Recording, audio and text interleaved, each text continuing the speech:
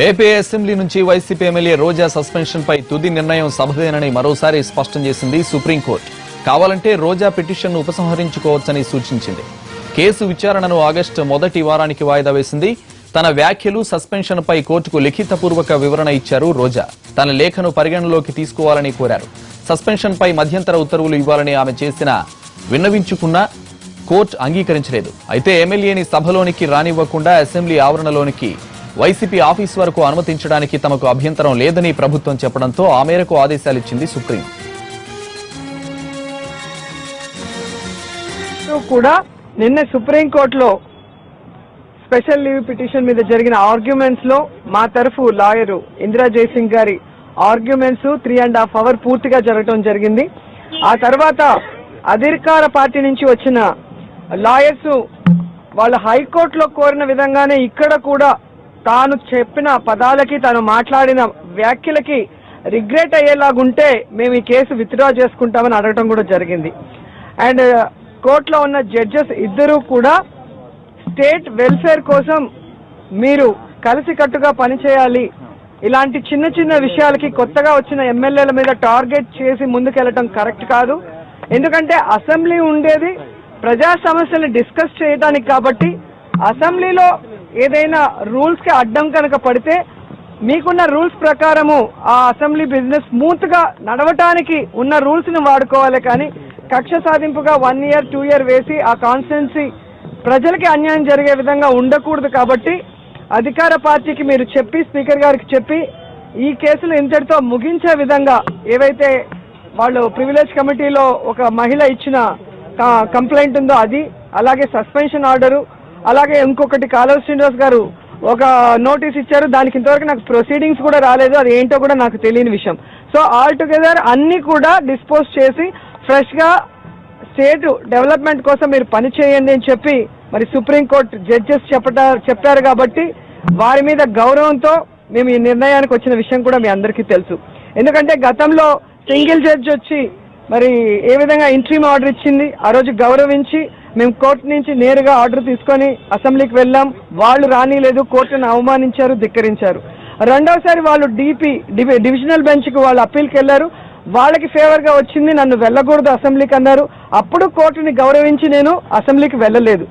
ఈ రోజు మళ్ళీ న్యాయం కోసం నేను సుప్రీంకోర్టుకు వచ్చినప్పుడు మీరు ఇలా కలిసిమెలిసిగా వర్క్ చేయాలి, కలిసి వెళ్ళాలి ఫ్రెండ్లీగా అని చెప్పినప్పుడు నేను చిన్నదాన్నైనా కూడా రాష్ట్ర ప్రజలు, మహిళలు, అలాగే నా కాన్స్టిట్యున్సీ ప్రజల కోసం ఈ నిర్ణయం తీసుకొని ఈ రోజు ఒక లెటర్ ఇవ్వడం జరిగింది.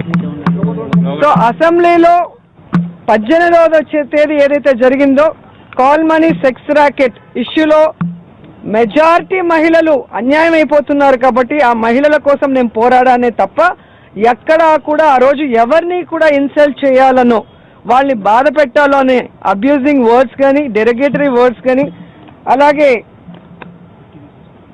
అఫెన్సివ్ రిమార్క్స్ కానీ ఏది కూడా చేయలేదనేది నేను మొదటి రోజు నుంచి కూడా చెప్తున్నాను. ఈ రోజు కూడా దానికి కట్టుబడి ఉన్నాను.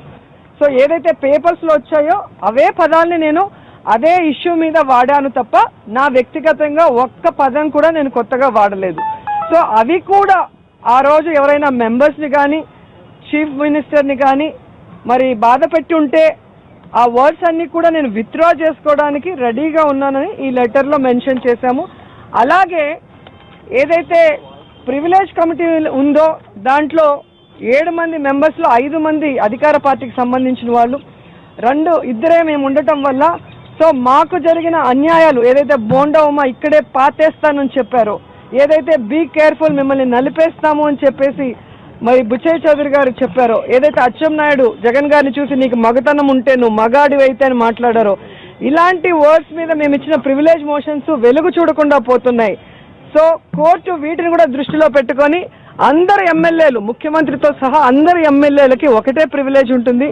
ఆ ప్రివిలేజ్ ని గౌరవించి ప్రజా సమస్యల మీద డిస్కస్ జరిగే విధంగా అసెంబ్లీ నడిపిస్తే మేము సంతోషిస్తాము, మేము అన్ని రకాలుగా సపోర్ట్ ఇస్తామని కూడా మేము లెటర్ ఇవ్వడం జరిగింది. సో దీన్ని అసెంబ్లీ ఫామ్ చేసి ఇది హౌస్ మోషన్ కాబట్టి హౌస్ లో డెసిషన్ తీసుకోవాలి.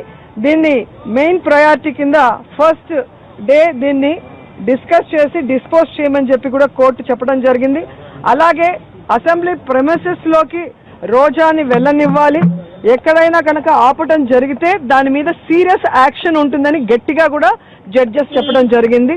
ఇదే కాకుండా ఆల్రెడీ హైకోర్టులో ఇక్కడ మనం ఎస్ఎల్పి వేస్తున్నాం, special leave petition on interim order. ఏదైతే ఇంట్రీమ్ ఆర్డర్ని స్క్వాష్ చేసి డివిజనల్ బెంచ్ ఇచ్చారో దాని మీద వేసాం కాబట్టి మెయిన్ కేసు హైకోర్టులో ఉంది కాబట్టి దాని డిస్కషన్కి మేము వెళ్ళాలి అని చెప్పి మేము అప్పీల్ చేసినప్పుడు ఖచ్చితంగా సింగిల్ జడ్జ్ గారు ఏదైతే ఎస్ఎల్పిలో మరి సుప్రీం కోర్టు జడ్జెస్ చెప్పారో వాటి ఇన్ఫ్లుయెన్స్ తీసుకోకుండా డివిజనల్ బెంచ్లో ఏదైతే చీఫ్ జస్టిస్ గారు ఇంకో జడ్జి గారు ఇచ్చిన వాటిని ఇన్ఫ్లుయెన్స్ అవ్వకుండా వాళ్ళు స్వతంత్రంగా ఆ కేసుని మరి ఆర్గ్యుమెంట్స్ విని డెసిషన్ తీసుకోవచ్చు అని చెప్పేసి క్లియర్ కట్గా చెప్పడం జరిగింది. ఈ నెల హైకోర్టులో కేసు ఉంది కాబట్టి అక్కడ మా యొక్క ఆర్గ్యుమెంట్స్ అలాగే అధికార పార్టీ ఆర్గ్యుమెంట్స్ కూడా మేము వినిపించబోతున్నాం.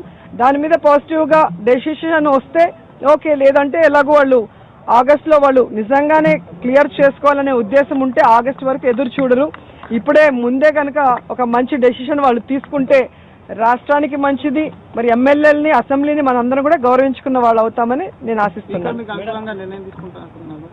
అదే చెప్తున్నారు, రాష్ట్ర ప్రయోజనాల కోసం ఏదైతే సుప్రీంకోర్టు జడ్జెస్ చెప్పారో ఆ ప్రయోజనాలను ఆశించే వాళ్ళు కనుక అయితే అధికార పార్టీ వాళ్ళు ఖచ్చితంగా ఈ మంత్ నెక్స్ట్ మంత్ మంచి డెసిషన్ తీసేసుకుంటారు. ఆగస్టు వరకు ఎదురు చూస్తారని నేను అనుకోవట్లేదు.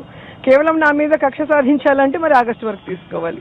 సో ఇప్పటికే నేను నా ప్రజలకి న్యాయం చేయలేకపోతున్నాను. నగిరికి కోర్టులకు తిరగటం వల్ల నా సమయం అంతా ఇక్కడే ఉండటం వల్ల నన్ను ఎన్నుకున్న వాళ్ళకి అన్యాయం జరుగుతుంది కాబట్టి వాళ్ళను కూడా దృష్టిలో పెట్టుకొని, ఎందుకంటే అక్కడ కూడా 50% వాళ్ళకి సంబంధించిన ఓటర్స్ ఉంటారు కాబట్టి న్యాయం చేస్తారని నేను కోరుకుంటున్నా.